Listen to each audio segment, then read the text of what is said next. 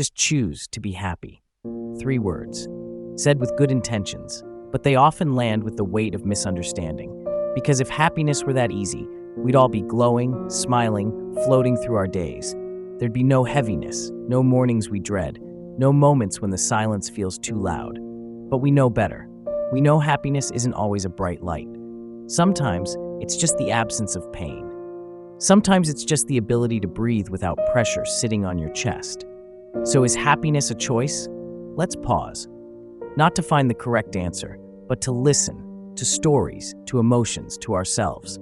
There's a person out there who gets up every morning and puts on a smile. But the truth is, they haven't felt joy in weeks. They go to work, they reply to messages, they laugh at the right moments, but inside they feel hollow. Now tell them happiness is a choice, and it feels like blame, like their sadness is a failure, like their emptiness is laziness. But it's not. It's human. It's a response to pain, to loss, to exhaustion, sometimes to nothing at all. Because not all sadness has a reason. Not all heaviness comes with a label. And in those moments, happiness isn't a button you push. It's a hope you reach for. There's another person, maybe you, who's learning to be okay again. After a breakup, after a death, after a moment that changed them completely. They're rebuilding, slowly, quietly. For them, happiness isn't loud. It's not dancing or traveling or fireworks. It's watching the rain fall while sipping warm tea. It's hearing a song that doesn't make them cry anymore. It's being able to get out of bed without arguing with themselves first. Now that's a choice. But it's a soft one, a quiet one, and no less powerful than the big moments we often glorify. We live in a world that celebrates extremes.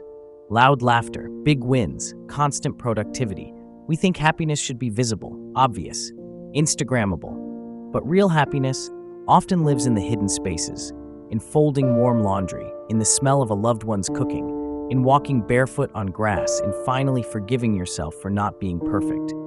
These moments don't scream, they whisper, but you have to be still enough to hear them. So maybe happiness isn't about being happy all the time.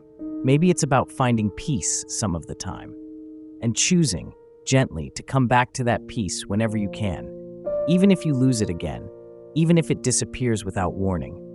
There are days you'll forget what happiness feels like, and that's okay. There are days you'll question everything, your path, your worth, your decisions.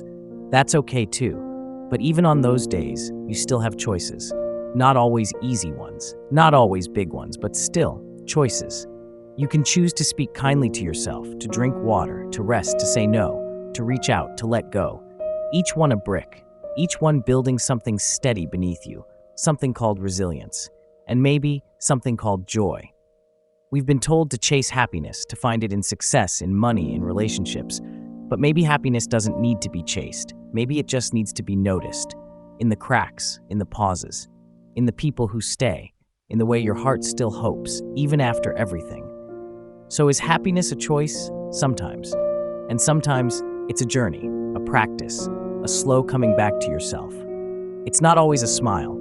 Sometimes it's simply a moment of feeling safe in your own skin. It's not always a celebration. Sometimes it's sitting with your sadness and saying, I'm here with you. I'm not running away. And maybe that's the bravest kind of happiness there is. If you've made it this far, maybe you're someone who's trying to heal, to grow, to feel again. And I want you to know that is enough. You are not behind. You are not broken. You are becoming. And maybe that becoming is the real joy.